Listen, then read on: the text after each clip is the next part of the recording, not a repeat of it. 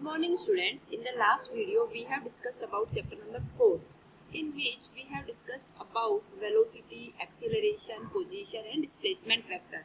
In today's video we will further proceed in our chapter. So the next topic is motion in a plane with constant acceleration. बेटा आपने 9th class में कुछ equations पढ़ी थी motion की जो कि न्यूटन ने दी थी. वो सारी इक्वेशंस जो हमारी थी those are applicable only when the acceleration is constant. So now you can see that acceleration can be given as change in velocity upon change in time. That is, final velocity is given by v, initial v naught, final time t, initial time t equal to 0. So it will become v minus v naught upon t. अगर आप इसको cross multiply करें it will become v vector is equal to v not vector plus acceleration into time. Time हमारा scalar है इसलिए इसके ऊपर arrow का सिंबल नहीं लगा है. अगर अब हम इसी चीज को कंपोनेंट्स की फॉर्म में लिखेंगे तो आप कैसे लिख सकते हो बेटा? vx इज इक्वल टू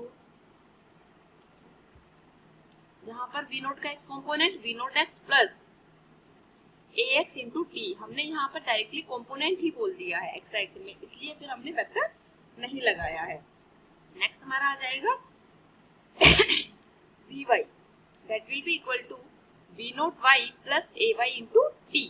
अब अगर हम बात करते हैं पोजीशन वेक्टर की तो टाइम t इक्वल टू 0 के ऊपर हमारा पोजीशन वेक्टर था r naught. Time t equal to t के ऊपर हमारा पोजीशन वेक्टर है r. अब अगर हम देखेंगे तो इनिशियल वेलोसिटी v नोट थी, फाइनल वेलोसिटी v है. अगर हमारा उसी टाइम की बात करते हैं जितने में हमारा पोजीशन वेक्टर r नोट से r चेंज हुआ है, तो उस टाइम ड्यूरेशन में हमारी जो एवरेज वेलोसिटी है that will be equal to v plus v naught upon 2 और मल्टीप्लाई में क्या आ जाएगा बेटा? टाइम. तो यहाँ से आप v की वैल्यू यहाँ से रख सकते हैं ऊपर वाले इक्वेशन से. That will be equal to v naught plus at plus v naught upon 2 into t. तो आप इसको ऐड करेंगे तो क्या आ जाएगा? it will become 2v naught plus at by 2 into t. That is, v naught को आप क्या लिखोगे बेटा जब t से मल्टीप्लाई करोगे? v naught t plus half at square. That will be equal to r minus r naught. जब आप इसको r naught को इधर ले आएंगे तो क्या लिख सकते हो? ये लिख सकते हो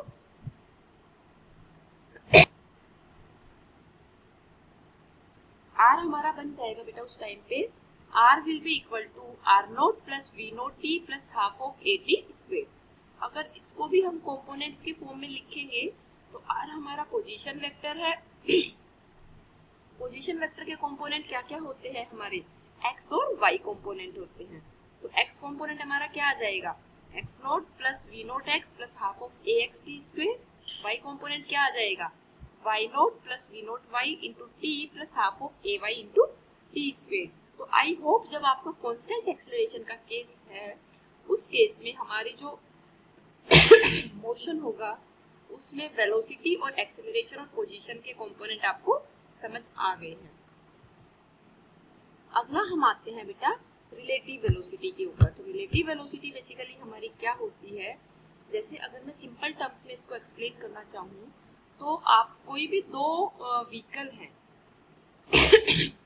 अगर वो आपस में मूव कर रहे हैं तो एक व्हीकल की दूसरे व्हीकल के रेस्पेक्ट में जो वेलोसिटी होती है that is basically known as relative velocity. और you can say when the velocity of object is measured with respect to an object which is at rest or in motion, that may be in any situation. The velocity measured is known as relative velocity. जैसे कि आप दो बच्चे हैं जो cycle से एक ही direction में जा रहे हैं.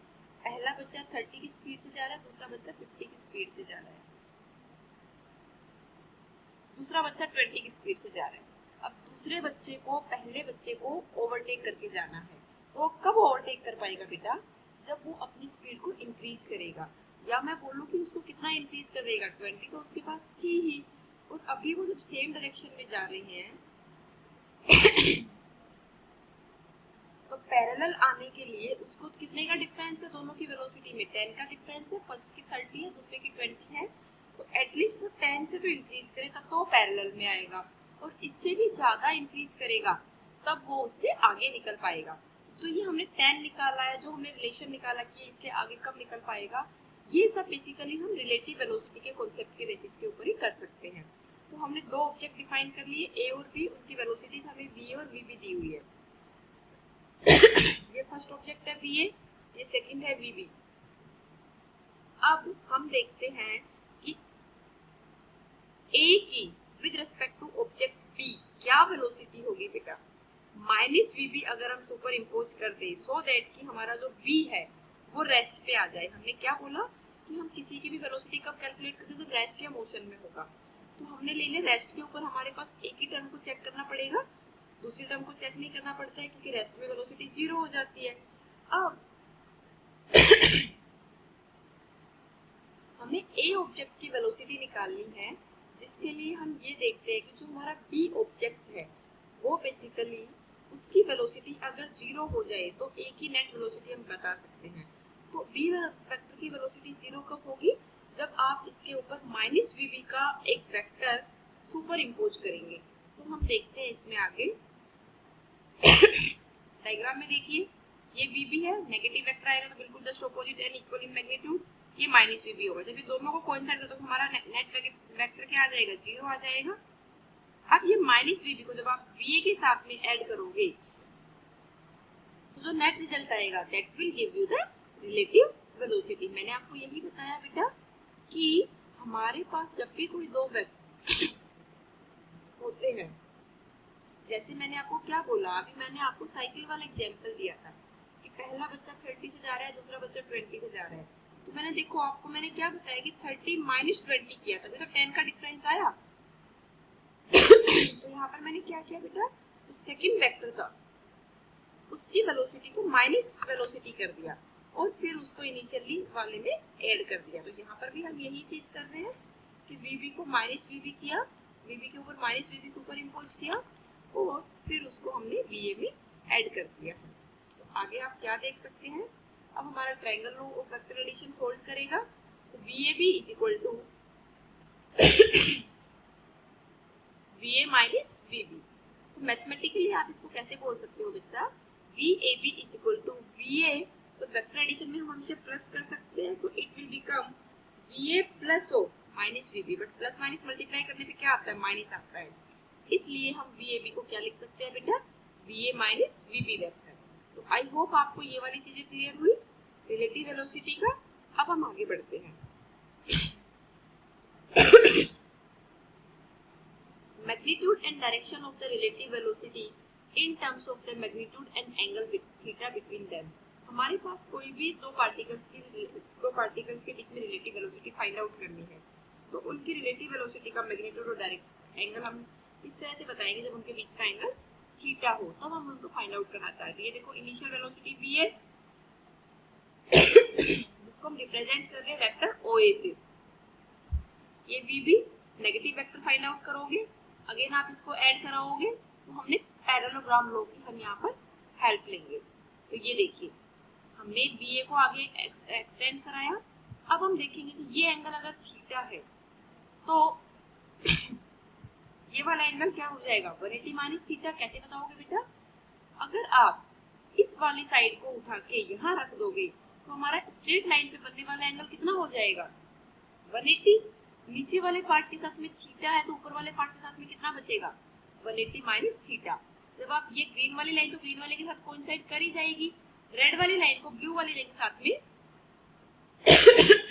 वो लीनियर कराते हो, एक ही लाइन के अलोंग करते हो, तो it will give you a single line. और उसके केस में आप बोल सकते हो कि हमारा जो आएगा वो एक लाइन के ऊपर बनने वाला एंगल हमने 10th में पढ़ा है कितना होता है, 180 डिग्री होता है।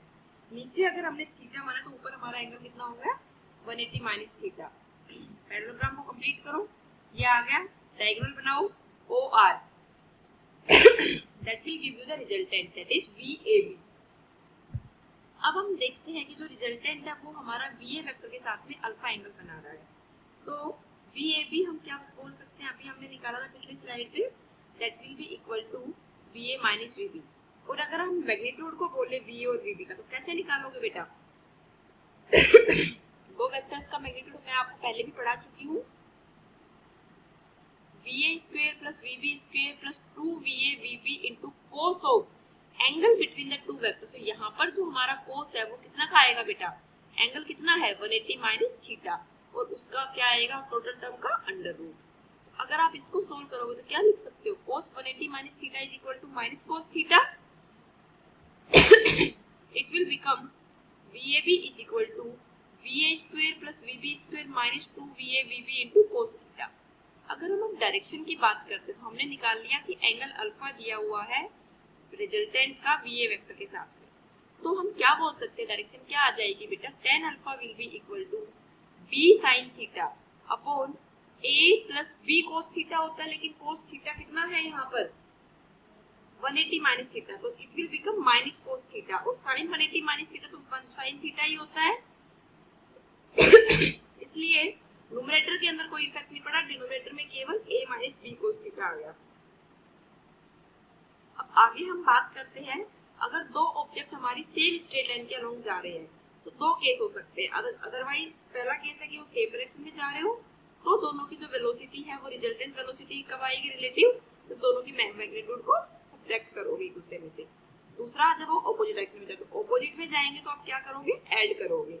इसको आप प्रैक्टिकली जो मैंने एग्जांपल दिया था उससे बता सकते हो कि 30 में से 20 को माइनस किया साइकिल वाले एग्जांपल में तभी हमारा सेम डायरेक्शन के केस में आया था। तो ये हमारे क्या बताते हैं बेटा कि जब हमारे दो ऑब्जेक्ट सेम स्ट्रेट लाइन के अलोंग मूव कर रहे हैं तो हम रिलेटिव वेलोसिटी किस फॉर्मूले की हेल्प से फाइंड आउट कर सकते हैं। अब हम इससे आगे बढ़ते हैं। नेक्स्ट टॉपिक हमारा आता है बेटा प्रोजेक्टाइल मोशन। बेसिकली प्रोजेक्टाइल क्या होता है बेटा, आप सपोज करो बैठे हो अपनी टेबल के ऊपर, अभी आपके हाथ में एक पेन है, आपने उस पेन को दीवार की तरफ फेंका है, तो क्या होगा बेटा, आपने पेन को कोई इनिशियल वेलोसिटी देकर फेंका है वो क्या करेगा, आपका एक कुछ डिस्टेंस ट्रेवल करेगा, उस डिस्टेंस के बाद में जाके वो ग्राउंड के ऊपर टच हो जाएगा। दूसरा कि जब आपने उसको ऊपर की साइड में करके फेंका तो वो एक पर्टिकुलर डिस्टेंस के ऊपर जाकर, जहां से आपने थ्रो किया है वहां से एक पर्टिकुलर डिस्टेंस के ऊपर जाकर एक पर्टिकुलर हाइट को मेंटेन करता है, और उस हाइट के बाद में वो वापस नीचे आने लगता है। इस तरह का मोशन हमारा प्रोजेक्टाइल में होता है। तो सबसे पहली बात हमारी आती है कि बेटा प्रोजेक्टाइल क्या होता है। तो कोई भी जो ऑब्जेक्ट है जो कि फ्लाइट के अंदर है जिसको फेंका जा रहा है उसको हम क्या बोलते हैं, प्रोजेक्टाइल बोलते हैं। प्रोजेक्टाइल मोशन क्या होता है बेटा, वो जो ऑब्जेक्ट है वो जिस भी मोशन के अलोंग, जिस भी पाथ के अलोंग जाएगा, तो वो जो आपका मोशन होएगा वो हमारा क्या होगा, projectile motion. The motion of a projectile which is in flight after it being thrown or projected is called projectile motion. जब हमारा ऑब्जेक्ट थ्रो किया जाता है उसके बाद में जो हमारा पार्टिकल का मोशन होता है, that motion is basically projectile motion. अभी मैंने आपको पेन की हेल्प से उस मोशन के बारे में सारी चीजें डिस्कस करी है। जो जो टर्म्स मैंने डिस्कस करी सबकी बातें हम प्रोजेक्टाइल मोशन के अंदर करेंगे। इससे अगली चीज आती है कि हम किसी भी एक वेक्टर को दो अलग अलग कंपोनेंट्स में ब्रेक कर सकते हैं, एक्स एक्सिस और वाई एक्सिस। तो इस केस में हम देखेंगे वेलोसिटी का, हमने पार्टिकल को इनिशियली थ्रो किया है तो इनिशियली उसको कोई वेलोसिटी देंगे ही देंगे तभी तो वो आगे बढ़ेगा। हम देखेंगे कि जो वेलोसिटी का एक्स कंपोनेंट आएगा वो हमेशा कांस्टेंट आएगा। क्यों आएगा बेटा, क्योंकि जो हमारा एक्सेलरेशन है that is due to gravity only, और ग्रेविटी हमारी टुवर्ड्स द अर्थ लगेगी, मतलब वर्टिकल कंपोनेंट में लगेगी। जो हॉरिजॉन्टल कंपोनेंट है वो विदाउट एक्सेलरेशन है, और जो वर्टिकल कंपोनेंट है वो हमारा under the influence of gravity है। आगे हम बात करते हैं कि इस पाथ में जो हमारे एयर की वजह से जो रेजिस्टेंस आएगा या किसी और वजह से जो छोटी मोटी चीजें आएंगी, उन चीजों को हम एंटायर पाथ में कांस्टेंट की तरह ट्रीट करते हैं, उन चीजों को हम कंसीडर नहीं करते हैं। तो हमने क्या क्या देखा बेटा, प्रोजेक्टाइल क्या होता है, प्रोजेक्टाइल मोशन क्या होता है और एक्स एक्सिस और वाई एक्सिस में उसका एक्सेलरेशन क्या होता है. This is all about today's video. Thank you.